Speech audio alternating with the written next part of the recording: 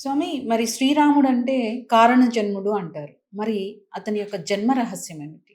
శ్రీ మహావిష్ణువు స్వరూపంగా రామ అవతారంలో తాను జన్మించాడు అనంటే ఎన్నో వందల కారణాలు ఆయన ఒక్కసారి జన్మిస్తే అవన్నీ కూడా నివారణ అవ్వడానికి ఆయన రామ అవతారంలో జన్మించాడు. అందరికంటే ప్రత్యేకంగా విష్ణుమూర్తి యొక్క ద్వారపాలకులు జయ విజయులు అందరికీ తెలిసిన వాళ్ళు.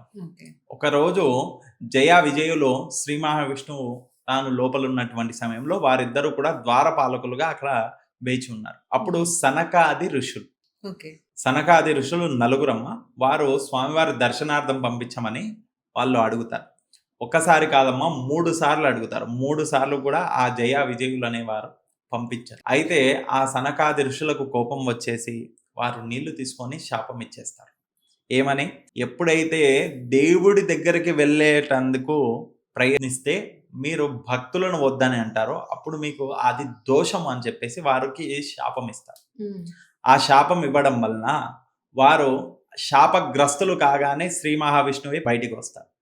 అప్పుడు ఆ ఋషులను విష్ణుమూర్తి అడుగుతారు శాప విమోచనం అని అడిగితే అయితే 2 విషయాలు చెప్పడం జరుగుతుంది. ఒకటి, ఆ స్వామివారికి దూరంగా 7 జన్మలు ఎత్తాడు, లేదా ఆ స్వామివారికి శత్రువుగా 3 జన్మలను ఎత్తాడు. 7 జన్మల కంటే 3 జన్మలు చాలా తొందరగా అయిపోతుంది కదా అని వాళ్ళు 3 జన్మలు ఎత్తడానికి వాళ్ళు ఒప్పుకోవడం జరుగుతుంది. అందుకనే ఒక్కసారి కాదు 2 సార్లు కాదు 3 జన్మలు వాళ్ళు ఎత్తడం జరుగుతుంది. అది ఒక్కొక్క జన్మ ఒక్కొక్క యుగానికి అమ్మ. కృత, త్రేత, ద్వాపర యుగ.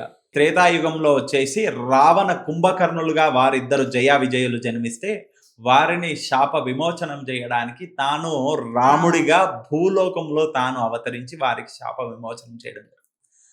ద్వాపర యుగానికి వచ్చేసరికి శిశుపాలుడు దంతవక్త్రులుగా వారి ఇద్దరు జన్మిస్తే శ్రీకృష్ణుడిగా ఆ యొక్క విష్ణుమూర్తి జన్మించి వారికి శాప విమోచనం చేయడం జరుగుతుంది. అలా వారు జయ విజయులకు ముఖ్యంగా వారి కోసమై ఆ యొక్క సనకాది ఋషులు చెప్తారు, ఎప్పుడైతే వీరికి మేము శాపం ఇచ్చామో ఆ శాప విముక్తి కొరకు మీరే వెళ్ళాలి, మీరే వారికి శాప విముక్తి చేయాలి, కాబట్టి మీరు జన్మ ఎత్తవలసిందే. అలా కృత, త్రేత, ద్వాపర యుగాల్లో 3 యుగాలలో 2వదిగా త్రేతాయుగంలో రాముడిగా తాను జన్మించి ఆ యొక్క రావణ కుంభకర్ణులను వారు సంహరించి ఆ యొక్క రాముడు జన్మకు మూల కారణమయ్యారు. ఇది రాముడి యొక్క జన్మ రహస్యములలో ఒక కారణంగా చెప్పచ్చు.